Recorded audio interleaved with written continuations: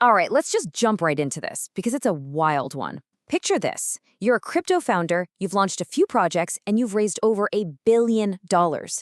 Then the SEC comes for you with a massive lawsuit. They're accusing you of fraud, of spending millions on Lambos and diamonds. Now, we all know how that story is supposed to end, right? Well, not this time. A complete victory. I mean, those are the exact words from the lawyer for Richard Hart, the guy behind HEX and PulseChain. And that statement, it absolutely stunned the crypto world.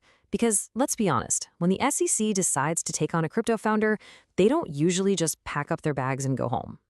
So that's the billion-dollar question we're digging into. How on earth did this happen? How does a case with that much money, a 555-carat black diamond, and some really, really serious fraud allegations just vanish? To figure that out, we've got to look at the man himself, the projects he built, and the legal battle that seemed impossible to win. Okay, so first things first, let's talk about the news that kicked this whole thing off, the victory itself.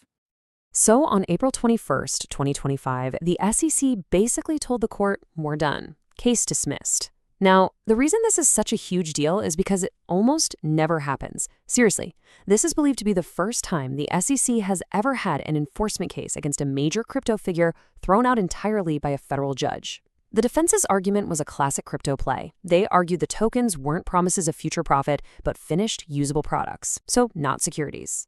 And somehow, that argument was powerful enough to completely dismantle the SEC's case. To really get how we got to this point, you have to understand the guy at the center of this storm.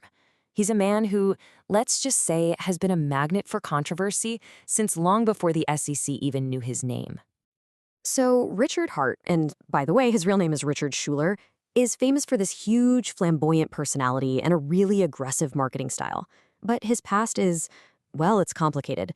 Way back in the early 2000s, he got sued for being a so-called spam king.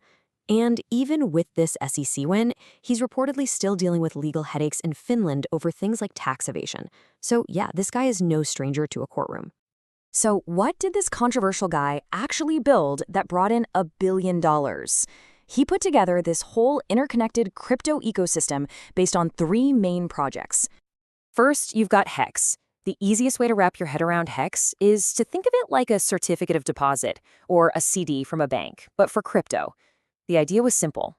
You lock up your HEX tokens for a certain amount of time, and in return, you get paid some pretty high yield interest. The longer you stake, the more you supposedly make. This was his big original project from 2019. Then came PulseChain. You see, as Ethereum got more and more popular, the transaction fees, what we call gas fees, went through the roof. PulseChain was pitched as the solution. It's a fork, which is basically like hitting copy-paste on Ethereum's entire code, to create a brand new parallel blockchain that promised to be way faster and way, way cheaper. And of course, if you build a whole new blockchain, you need a place for people to trade on it.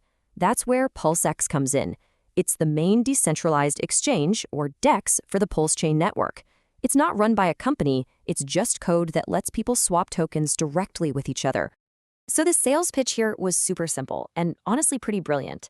Were you tired of paying insane fees on Ethereum? Was it too slow for you? Boom, here's PulseChain, promising to be cheap and fast. For a lot of people in crypto, that was an incredibly attractive offer.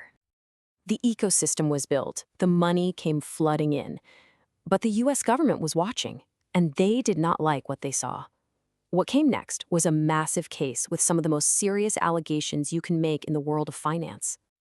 The headline number was just mind-boggling. Across all 3 of his projects, the SEC alleged that Richard Hart had raised more than $1 billion from people who invested in his vision. The entire case really just boiled down to 2 main things. First, the SEC said that all 3 tokens, HEX, PLS, and PLSX, were actually securities, and that they'd been sold to the public illegally without being registered. And second, they accused him of committing straight-up fraud by lying to those investors. But where did all that money go? Well, according to the SEC's complaint, at least $12 million of investor cash was misappropriated by Hart for his own personal and very luxurious spending sprees. And they gave details. The shopping list was incredible. Lamborghinis, super high-end watches, a closet full of Louis Vuitton. And the big one, a 555-carat black diamond named the Enigma. The SEC was basically painting a picture that investor money wasn't building a company, it was building a personal treasure collection. But maybe the most shocking allegation was about how HEX got started. The SEC claimed the whole thing was an illusion. You see, it looked like $678 million in Ethereum had been invested. But the SEC said only about $34 million, just 5%, was from real outside investors.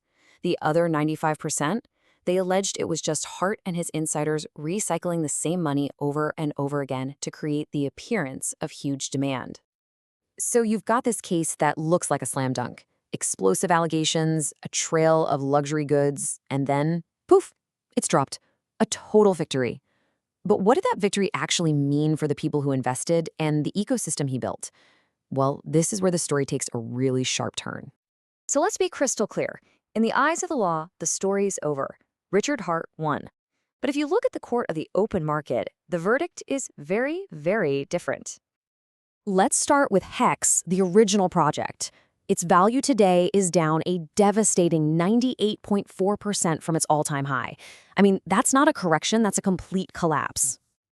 Okay, what about PulseChain, the new, supposedly better blockchain? Well, it's done better, but that's not really saying much. Its main token, PLS, is still down over 85% from its peak. And maybe the most worrying sign of all is the activity on the network. The daily trading volume for PulseChain is less than $150,000.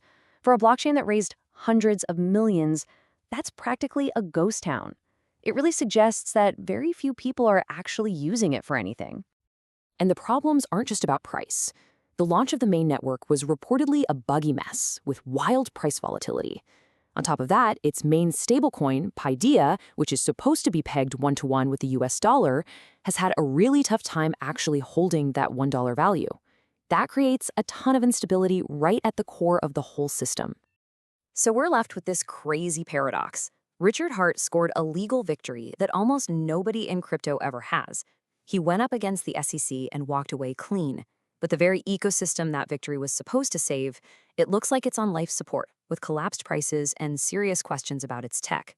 It really forces you to ask the question, what is the real definition of winning here? I guess that's something only the market and time will decide.